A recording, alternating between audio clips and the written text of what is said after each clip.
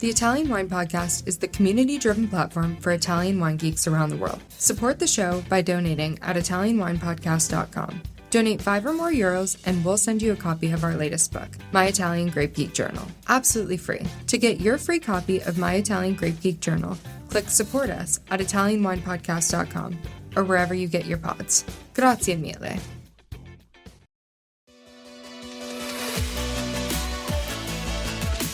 For all the super wine geeks out there, we have a special new series dedicated to you. We are reading excerpts from our new edition of Italian Wine Unplugged 2.0. Wine lovers, tune in for your weekly fix only on Italian Wine Podcast. If you want to own a copy of this new must-read Italian wine textbook, just go to Amazon.com or visit us at mamajumboshrimp.com.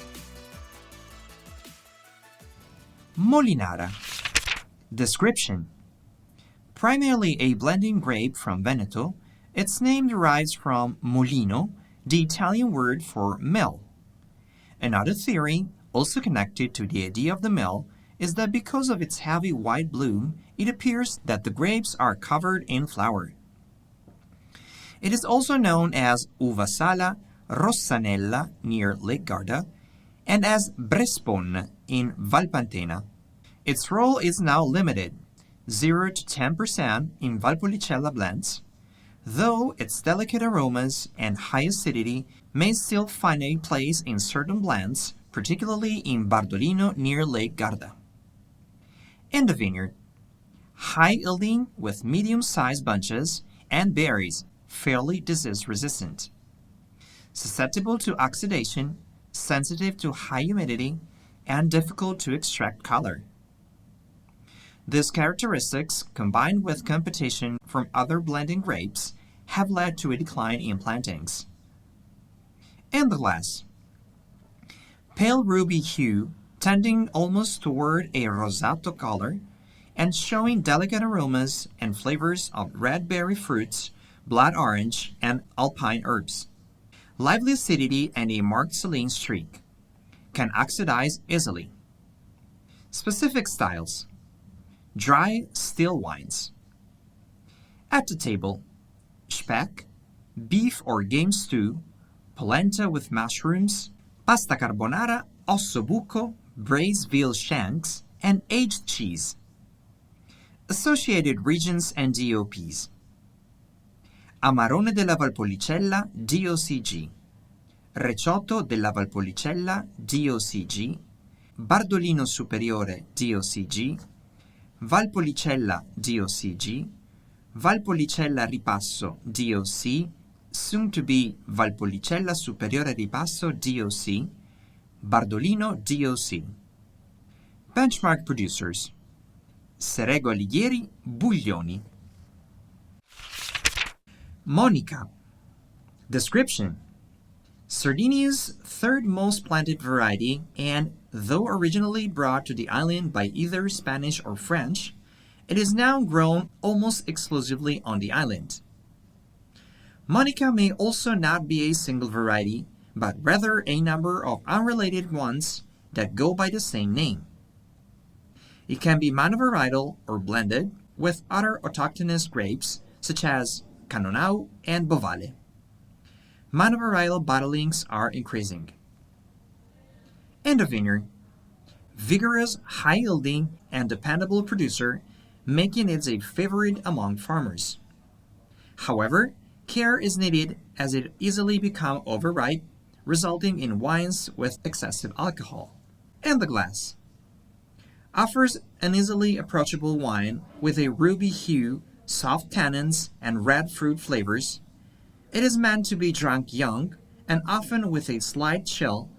It has additional aromas and flavors of Mediterranean herbs, orange rind, and tobacco.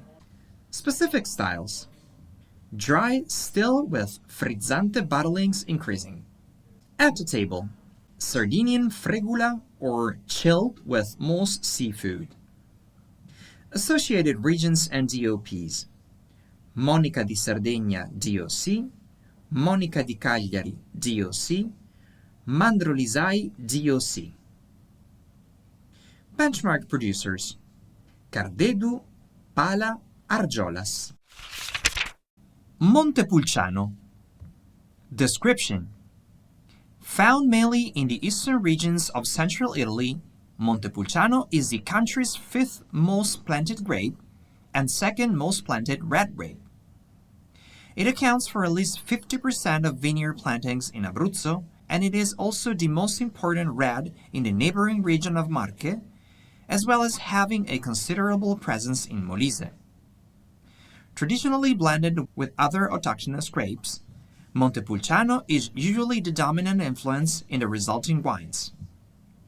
There is no relationship between the grape Montepulciano and the town Montepulciano, which is located in Tuscany and produces the Sangiovese-based Vino Nobile di Montepulciano DOCG.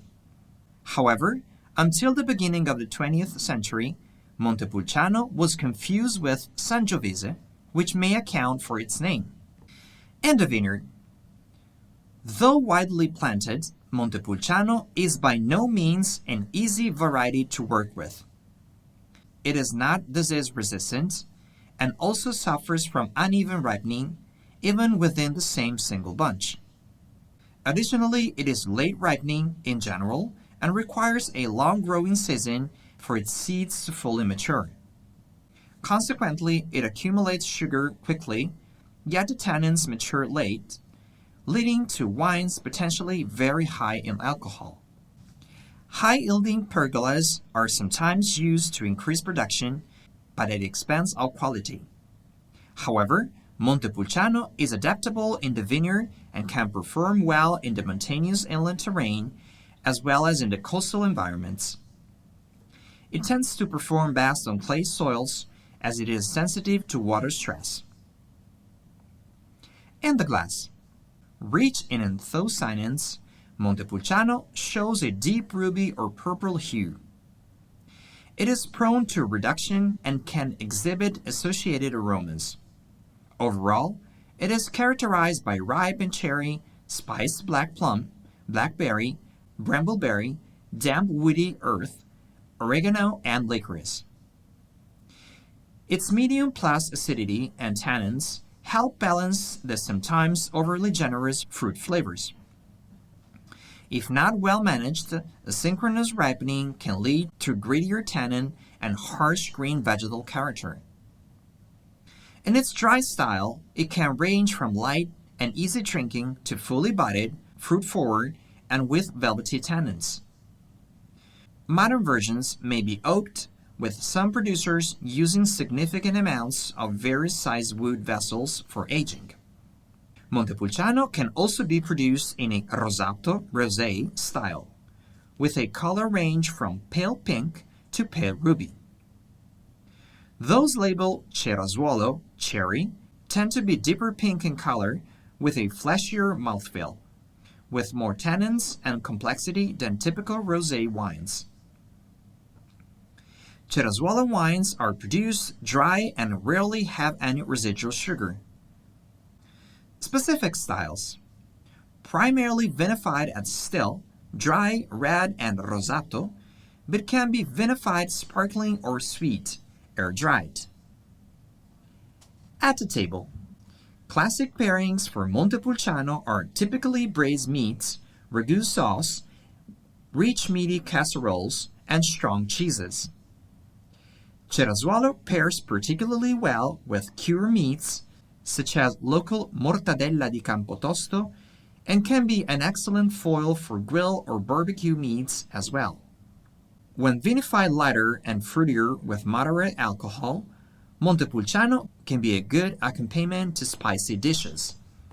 Associated regions and DOPs: Abruzzo, Montepulciano d'Abruzzo, Colline Teramane DOCG, Tullum, Torre Tollesi DOCG, Montepulciano d'Abruzzo DOC, Cerasuolo d'Abruzzo DOC, Controguerra DOC, Marche, Offida Rosso DOCG, Conero DOCG, Rosso Piceno DOC, Conero Rosso DOC, Molise, Biferno Rosso DOC, Blend. Lazio, Castelli Romani DOC, Apulia, Castel del Monte DOC. Benchmark producers: Emidio Pepe, Valentini, Masciarelli, Cirelli, Tiberio, De Fermo, Zaccagnini, Cataldi Madonna.